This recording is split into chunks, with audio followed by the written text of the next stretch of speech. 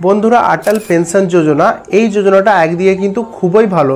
এই যোজনাটা যদি আপনারা করে রাখেন তো ভবিষ্যতে আপনাদের অনেক সুবিধা আছে, মাসে মাসে পেনশন পাবেন। কিন্তু বন্ধুরা যদি আপনার মনে হয় যে আপনি চালাতে পারছেন না, একদমই আপনি এটাকে মাসে মাসে পেমেন্ট করতে পারছেন না, প্রচণ্ড অসুবিধা হচ্ছে, তো আপনারা এটাকে ইজিলি বন্ধ করতে পারেন। তো বন্ধুরা আমি এর আগের ভিডিওতেও অনলাইনের মাধ্যমে এটাকে আমি সাবমিট করে দেখানোর চেষ্টা করেছি। তো বন্ধুরা অফলাইনে মানে ডাইরেক্ট ব্যাংকে যে যদি আপনারা ওটাকে ক্লোজ করতে চান তো ওখানে একটা ফর্ম ফিল আপ করতে হয়। ওই ফর্ম ফিল আপটা কীভাবে করতে হয় এই ভিডিওতে আমি প্রথম থেকে লাস্ট পর্যন্ত ফর্ম ফিল আপটা করে দেখাবো, কোথায় কি লিখতে হবে সেটা আপনাদেরকে বোঝাবো। আমি আমার ডেসক্রিপশানে এই ফর্মটার PDF দিয়ে দেবো।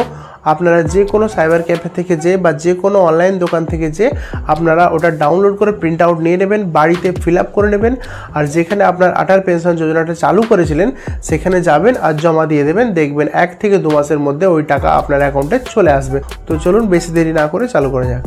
দেখুন বন্ধুরা এই ফর্মটা আপনারা ডাউনলোড করে নেবেন, দিয়ে দেখুন লেখা আছে অটল পেনশন যোজনা অ্যাকাউন্ট ক্লোজার ফর্ম। তো বন্ধুরা দেখতে পাচ্ছেন এটা হচ্ছে অ্যাকাউন্ট ক্লোজার ফর্ম। তো এটা কিভাবে ফিল আপ করবেন এটাই আপনাদেরকে দেখাবো। দেখুন প্রথমে লেখা আছে টু দ্য ব্রাঞ্চ ম্যানেজার। তো দেখুন প্রথমে লেখা আছে ড্যাশ ব্রাঞ্চ, মানে এটা হচ্ছে ব্যাংকের নাম হবে প্রথমে। ধরুন আপনার হচ্ছে PNB ব্যাংক, তো আপনারা এখানে লিখে দেবেন PNB ব্যাংক। যদি আপনার স্টেট ব্যাংক অফ ইন্ডিয়া হয় তো আপনাদের এখানে লিখে দিতে হবে স্টেট ব্যাংক অফ ইন্ডিয়া। তো বন্ধুরা আপনার যেই ব্যাংকে থাকুক তো প্রথমে আপনাদের এইখানে ব্যাংক লিখতে হবে, আর এই ব্যাংকটা কোথায় অবস্থিত যেখানে আপনারা করেছিলেন সেখানকার ব্রাঞ্চ কি সেই জায়গাটার নাম এখানে লিখতে হবে। ধরুন আমার এইখানে ব্রাঞ্চ হচ্ছে আরামবাগ, তো আমি এখানে এটাকে আরামবাগ লিখে দিচ্ছি। ঠিক আছে বন্ধুরা, তারপরে দেখুন এখানটা কিছু লিখতে হবে না।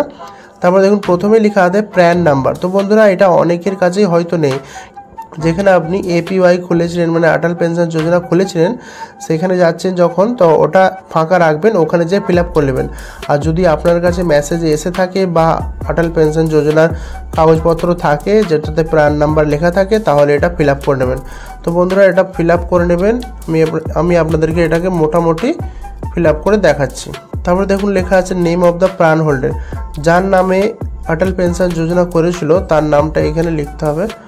দেখুন বন্ধুরা এটা আপনারা নিজের নামটা লিখবেন, মানে যার নামে APY খোলা ছিল তার নাম। তারপরে দেখুন লেখা আছে যে সেভিংস অ্যাকাউন্ট নম্বর, মানে আপনার যেই অ্যাকাউন্ট থেকে টাকাটা এটা কাটছিল সেই অ্যাকাউন্ট নম্বরটা এইখানে লিখতে হবে। ঠিক আছে বন্ধুরা, তো এইখানে যেটা আপনার অ্যাকাউন্ট নম্বর আছে সেটা এখানে লিখে দেবেন দেখে দেখে ভালো করে। তারপরে দেখুন এখানে লেখা আছে রিজন ফর ক্লোজার, মানে কী কারণের জন্য আপনি এটা ক্লোজ করছেন। তো আমার আইডিয়া মতে এটা আপনারা এটা টিক মারবেন। এটা লেখা আছে দেখুন not able to pay contribution, মানে আপনি পেমেন্ট করতে সক্ষম নন, আপনি অনেক পেমেন্ট করেছেন এখন আর আপনি মাসে মাসে এই পেমেন্টটা দিতে পারছেন না, সেজন্য আপনি টাকাটা তুলতে চাইছেন। তাই এটাকে অবশ্যই টিক মারবেন, তাহলে আপনার সুবিধা হবে।